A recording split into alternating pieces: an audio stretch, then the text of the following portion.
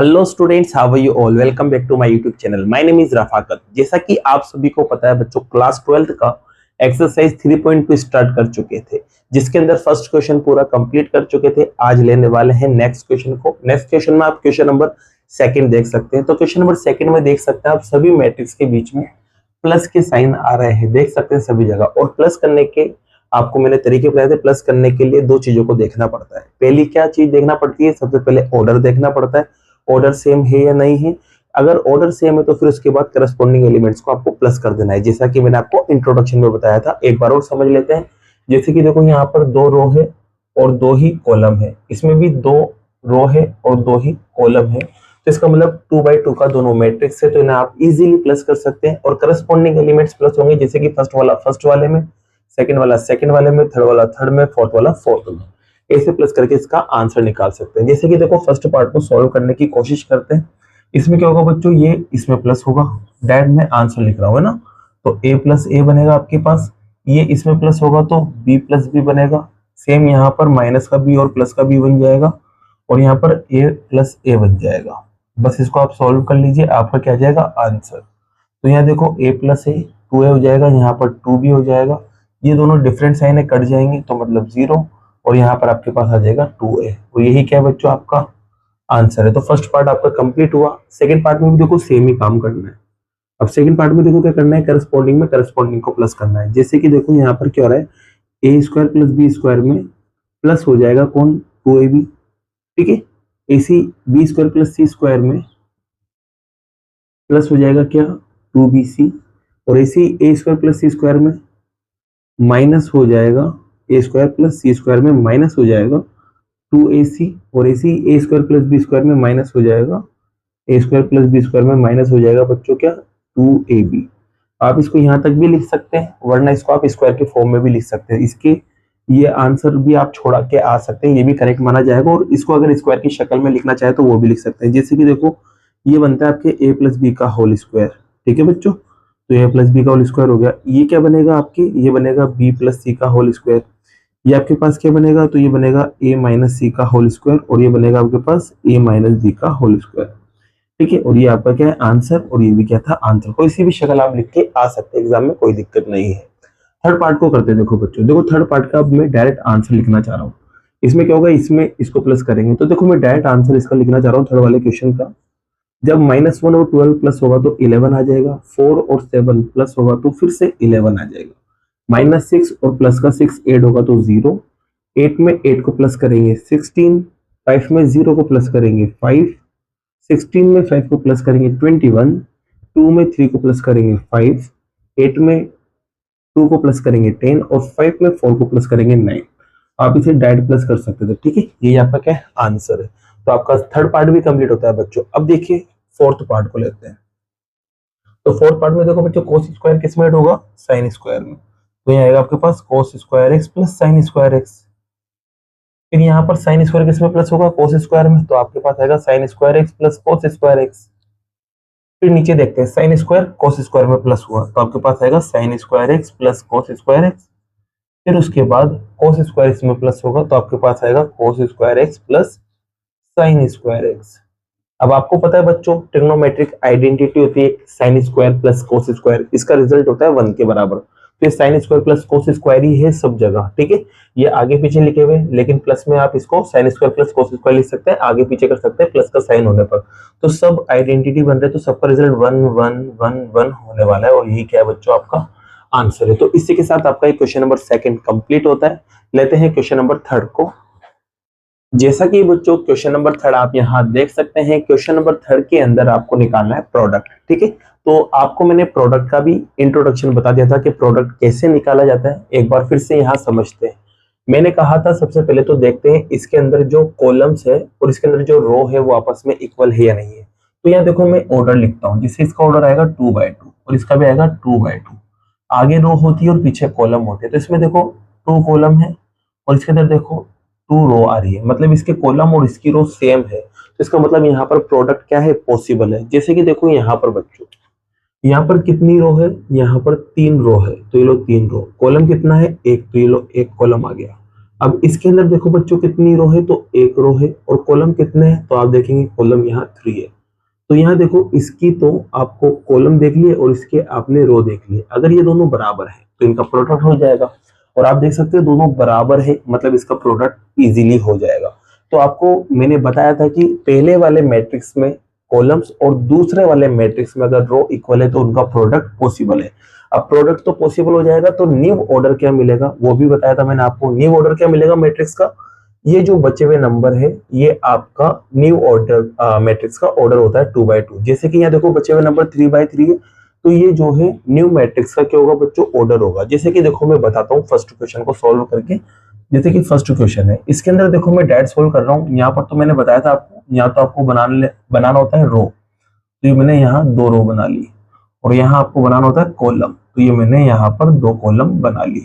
अब देखो क्या होगा, पहली जो रो है वो दोनों कॉलम के पास जाएगी। जब पहली रो पहले कॉलम के पास जाएगी तो पहला एलिमेंट पहले एलिमेंट से और दूसरा एलिमेंट दूसरे एलिमेंट से मल्टीप्लाई होता है, बीच में प्लस लग जाता है। तो पहला एलिमेंट से मल्टीप्लाई होगा तो ए और ए स्क्वायर बनेगा। ऐसी बी और बी मल्टीप्लाई होगा तो बी स्क्वायर बनेगा और बीच में प्लस का साइन आएगा। अब ऐसी ये रो इस कॉलम के पास जाएगी तो जो ए है ना वो बी से मल्टीप्लाई होगा तो ए बी बनेगा और साइन आएगा माइनस का। फिर बी ए से मल्टीप्लाई होगा क्योंकि दूसरा दूसरे से मल्टीप्लाई होगा तो फिर से ए बी बनेगा, लेकिन ये आएगा प्लस में क्योंकि दोनों प्लस के हैं। अब ऐसे ही काम बच्चों इसके साथ करना है। दूसरी जो रो है वो पहले कॉलम के पास जाएगी, तो मतलब पहला एलिमेंट पहले वाले के पास, दूसरा वाला दूसरा वाले के पास। तो ये जब दोनों मिलेंगे तो आपके ए बी बनेगा वो भी माइनस का, और ए जब बी के पास जाएगा तो वापस से ए बी बनेगा, इस बार प्लस में। इसी बच्चों अब ये इसके पास जाएगा तो माइनस माइनस तो प्लस हो जाएगा, बी और बी टकरा के बी स्क्वायर बनेगा और ए टकरा के ए स्क्वायर बनेगा। ठीक है, ये आपके कुछ शक्ल बनेगी। यहाँ देख सकते हैं कैंसिल हो जाएंगे और ये भी कैंसिल हो जाएंगे, तो आपके पास बचा क्या, सिर्फ आपके पास बचा ए स्क्वायर प्लस बी स्क्वायर, और यहाँ पर 0, यहाँ पर भी 0, और यहाँ पर बचेगा आपके पास बी स्क्वायर प्लस ए स्क्वायर, या इसको ए स्क्वायर प्लस बी स्क्वायर भी आप लिख सकते हैं। ये क्या है आपका आंसर है। तो देख सकते हैं बच्चों इसका जो ऑर्डर आया वो 2/2 आया। इन दोनों नंबर जो बचे हुए नंबर थे ना उसका ऑर्डर आपको मिल चुका है।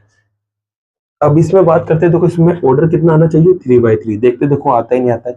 तो मैंने क्या कहा था, यहाँ तो आपको बना लेना है कॉलम, सॉरी रो। ये पहली रो है, ये आपके पास दूसरी रो है, और ये आपके पास तीसरी रो। अब इसमें बनाना है आपको कॉलम, तो ये पहला कॉलम, ये दूसरा कॉलम और ये तीसरा कॉलम। ठीक है, अब देखो मल्टीप्लाई करते हैं। तो बच्चों पहली रो जो है वो तीनों कॉलम के पास जाएगी, तो 1 2 के पास जाएगा क्योंकि पहली रो पहले कॉलम के पास जाएगी, तो एक एक एलिमेंट है तो एक एक ही मल्टीप्लाई होंगे, तो 1 × 2 2 बनेगा। अब ये 3 के पास जाएगी तो 1 × 3 3 बनेगा। 1 4 के पास जाएगी तो 1 × 4 4 बन जाएगा। इसे ही अब 2 जाएगा सबके पास, तो 2 के पास गया 4, 2 गया 3 के पास 6, 2 गया 4 के पास 8। अब 3 जाएगा बच्चों, तो 3 जाएगा 2 के पास, 6 3 के पास जाएगा 9, और 3 जाएगा 4 के पास तो 12। ये आपके क्या चुका है, आंसर आ चुका है। ठीक है, ये आपके देखो अब ऑर्डर क्या मिला, तो 3 यहाँ पर रो है और 3 ही यहाँ पर कॉलम है, तो 3/3 का ऑर्डर मिल चुका है। जैसा कि मैंने बताया था यहाँ जो बचे हुए नंबर है वो वाला ऑर्डर बनता है नए मैट्रिक्स का, तो यहाँ बन चुका है। ठीक है, ये आपका आंसर आ चुका है बच्चों। सेकंड भी हो चुका है कंप्लीट। अब थर्ड को लेते हैं। तो इसमें देखो बच्चों मैंने क्या कहा, यहाँ पर बनाना है आपको रो, ये लो रो बना ली, और यहाँ बनाना है आपको कॉलम, ये लो भाई कॉलम बना लिए मैंने। ठीक है, अब चेक करते पहले तो नई मैट्रिक्स का ऑर्डर क्या होगा। तो यहाँ पर देखो ऑर्डर लिखते हैं, यहाँ पर 2 रो है और 2 ही कॉलम है, तो ये 2/2 आ गया। इसमें 2 रो है और कॉलम कितने हैं, तो 1 2 3 3 कॉलम है, तो यहाँ पर ये दोनों सेम है। तो नई मैट्रिक्स जो बनेगी वो बनेगी 2/3 की। ठीक है बच्चों, तो 2/3 की मैट्रिक्स बनती नहीं बनती देखते हैं। तो क्या करेंगे, पहली रो को सभी कॉलम के पास ले जाएंगे। तो इसमें 2 एलिमेंट है और हर एक कॉलम में भी 2 एलिमेंट है। पहला एलिमेंट पहले वाले से और दूसरा एलिमेंट दूसरे वाले से, और अगर कोई साइन नहीं तो बीच में प्लस लगाते, और अगर माइनस आ रहा है तो माइनस लगता ही है। तो यहाँ देखो बच्चों 1 से मल्टीप्लाई होगा तो 1 बनेगा, -2 और 2 मल्टीप्लाई होंगे तो माइनस का 2 बन जाएगा। फिर इसी 1 2 से मल्टीप्लाई होगा 2, और माइनस का 2 3 से मल्टीप्लाई होगा तो माइनस का 6 बन जाएगा। 1 3 से मल्टीप्लाई होगा तो 3, और माइनस का 2 1 से मल्टीप्लाई होगा तो माइनस का 2 बनेगा। ठीक है, अब ऐसी बच्चों दूसरी जो रो है वो सभी कॉलम के पास जाएगी, तो 2 1 के पास जाएगा तो 2, 3 2 के पास जाएगा तो 6, और बीच में क्या जाएगा प्लस। 2 2 के पास जाएगा तो 4, और 3 3 के पास जाएगा तो 9, और बीच में प्लस। फिर ऐसे ही अब इसके पास जाएगा तो 2 3 के पास गया तो 6, 3 1 के पास गया तो 3 और बीच में प्लस। इसको सोल्व कर लो, आपका आंसर आ जाएगा। तो यहाँ देखो बच्चों, माइनस का 1 आया, यहाँ पर माइनस का 4 आया, यहाँ पर आप देख सकते हैं 1 बचेगा, यहाँ पर 8 आएगा, यहाँ पर 13 और यहाँ पर 9, और यही क्या है बच्चों आपका आंसर। और इसका ऑर्डर देखना चाहो तो ऑर्डर क्या मिलेगा, 2/3। क्या मिलेगा, 2/3। चाहो तो चेक भी कर सकते हो आप। चेक करते हैं, देखो यहाँ 2 रो है और 3 कॉलम है, तो 2/3 ही कहलाएगा। ठीक है, यहाँ पर क्या आ चुका है बच्चों, आंसर आ चुका है। अब लेते हैं देखो इसको, फोर्थ पार्ट को। अब इसमें देखो 3 रो है और 3 ही कॉलम है, उसमें भी 3 रो 3 कॉलम है, तो इसके कॉलम और उसकी रो वैसे ही बराबर दिख रही है, बस मल्टीप्लाई करना है। तो यहाँ पर बच्चों को क्या बना लेना है, रो बना लेना है। ये लो बच्चों मैंने यहाँ रो बना ली, और यहाँ क्या बनाना है आपको, कॉलम्स बना लेना है। ये लो बच्चों मैंने कॉलम्स बना लिए। अब क्या करना है, पहली रो को तीनों कॉलम से मल्टीप्लाई करना है एक एक करके। तो यहाँ देखना बच्चों, ये पहली रो इन तीनों कॉलम के पास जाएगी, सबसे पहले इस वाले कॉलम के पास आएगी, तो पहला एलिमेंट पहले वाले से मल्टीप्लाई, दूसरा एलिमेंट दूसरे वाले से मल्टीप्लाई, और तीसरा एलिमेंट तीसरे वाले से मल्टीप्लाई, और बीच में प्लस प्लस प्लस। ठीक है, तो यहाँ देखो 2 को 1 से मल्टीप्लाई करेंगे 2, 3 को 0 से मल्टीप्लाई करेंगे 0, और 4 को 3 से मल्टीप्लाई करेंगे 12, और बीच में क्या आएगा, प्लस प्लस प्लस। आगे बात समझ। अब ये आगे जाएगा, 2 को 3 से मल्टीप्लाई करेंगे माइनस का 6, 3 को 2 से मल्टीप्लाई करेंगे फिर प्लस का 6, और 4 को 0 से मल्टीप्लाई करेंगे तो 0। ठीक है बच्चों, अब ये जाएगा आगे, तो 2 5 से मल्टीप्लाई होगा तो 10, 3 4 से मल्टीप्लाई होगा तो 12, और 4 5 से मल्टीप्लाई होगा तो 20। यहाँ तक आपको बात पता होगी। प्लस का साइन लगता है बीच में, ये ध्यान रखना है आपको, और अगर माइनस आ रहा है तो फिर माइनस लगाएंगे। अब देखो सेकंड रो सभी कॉलम के पास जाएगी, तो ये पहले इसके पास जाएगी, तो 3 1 से मल्टीप्लाई होगा, 4 0 से मल्टीप्लाई होगा, और 5 3 से मल्टीप्लाई होगा। ऐसे आगे गए तो 3 और -3 मल्टीप्लाई होकर माइनस का 9, 4 और 2 मल्टीप्लाई होकर 8, और 5 और 0 मल्टीप्लाई होकर 0। फिर आगे गए, 3 5 से मल्टीप्लाई होगा 15, 4 4 से मल्टीप्लाई होगा 16, 5 5 से मल्टीप्लाई होगा 25। ओके बच्चों, अब ये वाला बंदा इन सभी के पास जाएगा, तो पहले 4 1 से मल्टीप्लाई होगा 4, 5 0 से मल्टीप्लाई होगा 0, और 6 इससे मल्टीप्लाई होगा तो 18। ऐसे आगे गए, 4 इससे मल्टीप्लाई हुआ माइनस का 12, 5 2 से मल्टीप्लाई हुआ 10, 6 0 से मल्टीप्लाई हुआ 0। अब ये थर्ड वाले कॉलम के पास जाएगा, तो 4 5 से मल्टीप्लाई होगा तो 20, 5 4 से मल्टीप्लाई होगा फिर से 20, और 6 5 से मल्टीप्लाई होगा तो 30। बस अब आपको क्या करना है, प्लस करना है, आपका आंसर आ जाएगा। तो यहाँ देखो बच्चों, इन्हें सबको प्लस करेंगे तो 14 आ जाएगा, यहाँ पर ये सब कट जाएंगे तो 0 बचेगा। यहाँ पर देखो बच्चों, यहाँ पर ये दोनों 22 और 22 में 20 प्लस करेंगे तो 42। अब यहाँ प्लस करेंगे तो 18 आ जाएगा बच्चों। फिर उसके बाद यहाँ सोल्व करेंगे तो माइनस का 1 आ जाएगा। यहाँ सोल्व करेंगे तो बच्चों पहले इन दोनों को प्लस कर लेते हैं, 30 में 16 को प्लस करेंगे तो आपके पास आएगा 30 में, जब सॉरी इन दोनों को प्लस करेंगे तो 40 में 16 को प्लस करेंगे तो बच्चों आपके पास आएगा 56। ठीक है, अब इसके बाद इसको सोल्व करते हैं। यहाँ पर आपके पास आएगा 22, यहाँ पर आपके पास आएगा माइनस का 2, और यहाँ देखो 20 40 और ये 70। यहाँ पे क्या चुका है बच्चों, आंसर आ चुका है। तो इसी के साथ आपका क्वेश्चन नंबर 4 भी कंप्लीट होता है। अब देखो इस वाले क्वेश्चन को देखते हैं, फिफ्थ वाले को। तो इसके लिए बच्चों क्या करेंगे, पहले यहाँ से इसको उड़ाते हैं और लेते हैं कौन से क्वेश्चन को, फिफ्थ वाले को। तो यहाँ देखो फिफ्थ वाले में आपके पास कितनी रो आ रही है, तो आप कहोगे 3, कॉलम कितना आ रहे हैं तो आप कहोगे 2। इसमें कितनी रो है 2, और कॉलम कितने हैं 3। तो यहाँ देखो इसके कॉलम और इसकी रो बराबर है, इसका मतलब जो नया मैट्रिक्स बनेगा वो 3/3 का बनेगा। चलो बना के देखते हैं। तो देखो बच्चों यहाँ पर बनाते हैं, इससे पहले यहाँ पर मैं रो बना लेता हूँ और यहाँ पर मैं कॉलम से बना लेता हूँ। ये लो मैंने कॉलम से बना ली। अब देखो पहला रो तीनों कॉलम के पास जाएगा, तो 2 1 के पास गया तो 2, 1 -1 के पास गया तो माइनस का 1, ऐसे ही 2 0 के पास गया 0, 1 2 के पास गया तो 2 और बीच में प्लस, 2 1 के पास गया तो 2, 1 1 के पास गया तो 1 और बीच में प्लस। ठीक है, अब ऐसी सेकंड रो सभी कॉलम के पास जाएगी, पहला एलिमेंट पहले वाले के पास, दूसरा वाला दूसरे के पास। तो 3 1 3, 2 1 2, और ये माइनस है ना। 3 को 0 से मल्टीप्लाई करा 0, 2 को 2 से मल्टीप्लाई करा 4, 3 को 1 से मल्टीप्लाई करा 3, 2 को 1 से मल्टीप्लाई करा 2।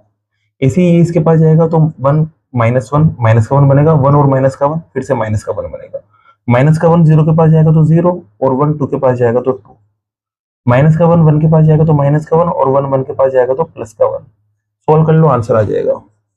तो यहाँ पर बच्चों आपके पास आएगा 1, यहाँ 2, यहाँ पर 3, यहाँ पर 1, यहाँ पर 4 और यहाँ पर 5, यहाँ पर 0 सॉरी माइनस का 2 आएगा, दोनों माइनस के तो ऐड हो जाएंगे। यहाँ पर आएगा 2 और यहाँ पर आएगा, ये दोनों कैंसिल हो जाएंगे तो यहाँ आएगा 0। तो ये बच्चों आपका क्या है, आंसर है। तो इसी के साथ ये 5th पार्ट भी कंप्लीट होता है। अब ये 6th पार्ट आप प्रैक्टिस के तौर पे खुद से करना, बाकी के जो क्वेश्चंस है वो नेक्स्ट वीडियो में करते हैं। अगर वीडियो पसंद आई हो और ये क्वेश्चंस आपको समझ आए हो तो वीडियो को लाइक कीजिए, चैनल को सब्सक्राइब कीजिए। Thank you so much.